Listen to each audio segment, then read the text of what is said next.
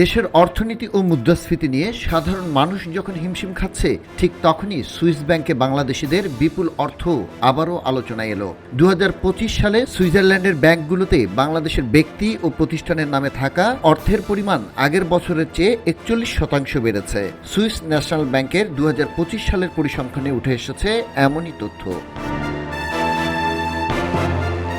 গতকাল দেশটির কেন্দ্রীয় bank Swiss national bank SNB প্রকাশিত সর্বশেষ পরিসংখ্যান অনুযায়ী 2025 সালের শেষে সুইস ব্যাংকগুলোতে বাংলাদেশের নামে জমা অর্থের পরিমাণ দাঁড়িয়েছে 83,42,00,000 সুইস ফ্রাঁ, যা বাংলাদেশি মুদ্রায় প্রায় 12,760 কোটি টাকার বেশি।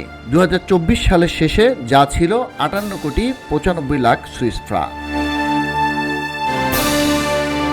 সুইস ব্যাংকে বাংলাদেশিদের অর্থের পরিমাণ বৃদ্ধির খবর নতুন করে আলোচনার জন্ম দিয়েছে, কেননা সুইস ব্যাংকে থাকা অর্থের একটি অংশ পাচার হয়ে থাকে বলে ধারণা করা হয়। তবে পাচার সম্পর্কে কোনো সুনির্দিষ্ট তথ্য পাওয়া যায় না। এছাড়াও গ্রাহক আমানত হিসেবে কার কত অর্থ আছে তাও জানা যায় না। সুইজারল্যান্ডের কেন্দ্রীয় ব্যাংকের কঠোর গোপনীয়তার কারণে কোন ব্যক্তির নামে কত অর্থ রয়েছে বা অর্থের উৎস কি, সেসব তথ্য প্রকাশ করা হয় না।